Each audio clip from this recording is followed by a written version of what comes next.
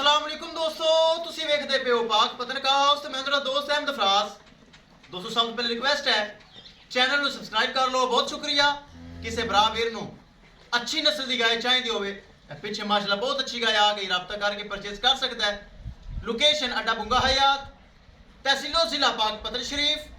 Mobile number है साडा 038754 WhatsApp number भी यही है जी, लोकल नंबर भी यही है।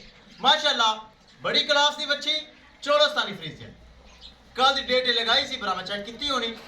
साडा पक्का सबसक्राइबर आतिफ भाई टोबा टेक सिंह 3,40,000 रुपये डिमांड सी, प्यार मुहब्बत करके टोबा टेक सिंह आतिफ भाई ने ऑनलाइन भेज दी। ट्रांसैक्शन अकाउंट आ चुकी है माशाल्लाह जारी टोबा टेक सिंह। अल्लाह ताला नसीब करे। कैमरामैन सब गड्डी नंबर एक एक चीज करो क्लियर तक करो। बड़ी खूबसूरत माशाल्लाह बच्ची पिछे 3,40,000 रुपये की प्यार मुहब्बत करके ए जा रही टोबा टेक सिंह। माशाल्लाह बड़ी प्यारी पिछे बच्ची। आतिफ भाई ने बच्ची दी बड़ी तारीफ की, कहता बड़ी बच्ची माशाल्लाह, उन्हें परचेज कर ली। टोबा टेक सिंह दे विच जा रही पाक पतनकाउस। ते दोस्तों जो जानवर लगता है सेल होंदा है, ताकि मेरे भरावां वीरां नूं पता है एतमाद वाला चैनल, भरोसे वाला चैनल और गारंटी वाला चैनल। बच्चे नूं पिला के रजा के महफूज तरीके देखो लोड कर दी गए। गड्डी नंबर एक एक चीज़ करांगे क्लियर और करांगे लोडिंग। बड़ी प्यारी बच्ची चेक करो माशाल्लाह, अल्लाह ताला भाई दे नसीब करे।